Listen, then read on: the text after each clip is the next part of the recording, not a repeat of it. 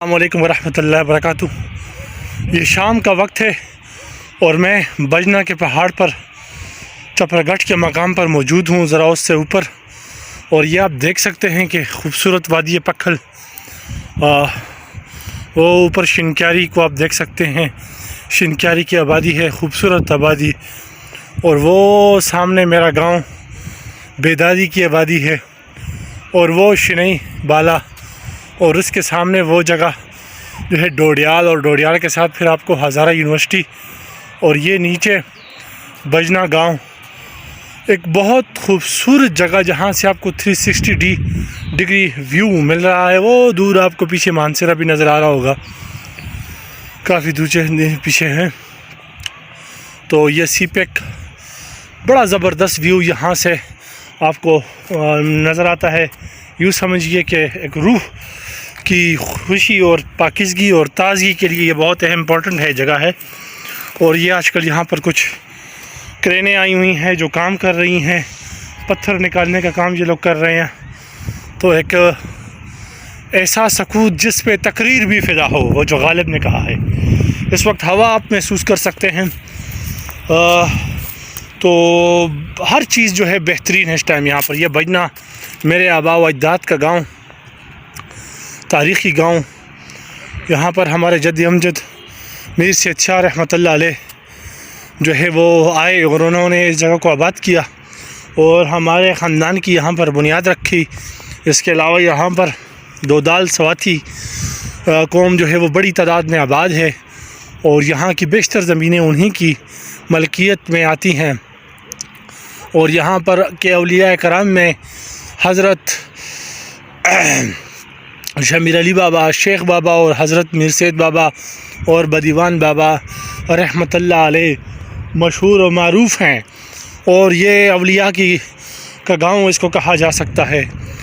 اور یہ وادی پکھل، بہترین وادی پکھل، اور یہ بجنا کے پہاڑ، اور اس کے یہ بڑے بڑے جو پتھر ہیں جن کو بجنے دے کٹے بھی کہتے ہیں، اور فیام میں آپ دیکھ سکتے ہیں، ملاحظہ کر سکتے ہیں، بہت بڑا پتھر یہاں پر موجود ہے۔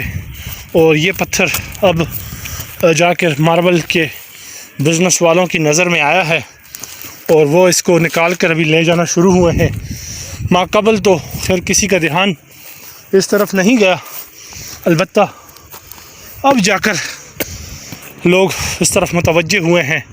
یہ ایک عجیب و غریب آپ دیکھ سکتے ہیں منظر، وہ حذیفہ خان بیٹھے ہوئے ہیں، انجوائے کر رہے ہیں۔ اللہ تعالیٰ ان کو کہ انجوائے کرنے میں برکت ڈالے۔ Huzaifa Khan, are you enjoying?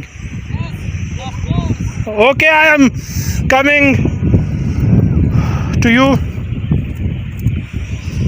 آج ہمیں پتہ نہیں تھا کہ یہاں پر اتنا انشاءاللہ مزہ آنے والا ہے، لیکن واقعی میں بہت شاندار جگہ ہے، اور بہت بہت مزہ آتا ہے۔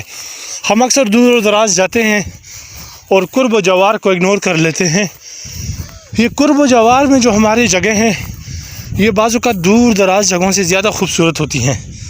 تو اللہ تعالیٰ ہمارا حامی و ناصر ہو۔ حذیفہ خان، آپ کیا کہتے ہیں؟ آپ بھی کچھ کہیں۔ اصل میں جواد بھائی، آپ کو تو پتہ ہی ہے، ہم دونوں کے اندر ذرا سا تجسس ہے۔ اچھا، تو چونکہ یہ بجنا کا جو پہاڑ ہے یہ بیدادی کے بالکل فرنٹ پہ ہے۔ مجھے ابھی بھی یاد ہے، میں جب میٹرک میں تھا تو اکثر میں سوچتا تھا کہ اس پہاڑ کے پیچھے کیا ہوگا۔ اچھا، پھر جب میرے پیپرز تھے یہاں پہ نیچے، یہ ہمارا سینٹر تھا، تو اس کے بعد آخری جب پیپر تھا تو میں یہاں پہ، اس کے بعد ہم آگے یہاں پہ یہ جگہ فرسٹ ٹائم دیکھی تھی۔ پھر اس کے بعد آپ کے ساتھ دوستی ہوئی، تو پھر آپ کے ساتھ تو مجھے لگتا ہے یہ کوئی 1000 بار تو میں نے دیکھ لی ہوگی یہ جگہ۔ اچھا، تو اسی طرح میں نے کہا کہ آج پھر دیکھتے ہیں کہ اس پہاڑ کی جو پچھلی سائڈ جو ہے نا، وہ کیسے لگ رہی ہے۔ کافی دنوں سے ہم نہیں آئے نا، تو ایک بات میں نوٹ کی، یہاں پہ جو ندی سی تھوڑی سی چھوٹی سی، اس کا پانی نظر نہیں آ رہا ہے، اس کا مطلب پانی کم ہوا ہے۔ اور بس یہی ہے کہ شام کا منظر ہے اور سن سیٹ کو انجوائے کر رہے ہیں۔ کوئی شعر آپ کو جو آتا ہے اس ٹائم؟ مجھے شعر آپ کو پتہ ہی اتنے خاص نہیں آتے، لیکن وہ جو دنیا نے تیری یاد سے بیگانہ کر دیا، تجھ سے بھی دل فریب ہے غم روزگار کے۔ اچھا، اچھا لگتا ہے۔ اچھا، ماشاء اللہ ماشاء اللہ۔ چلیں، انجوائے یور سیلف میں بھی تھوڑا انجوائے کرتا ہوں. اللہ حافظ.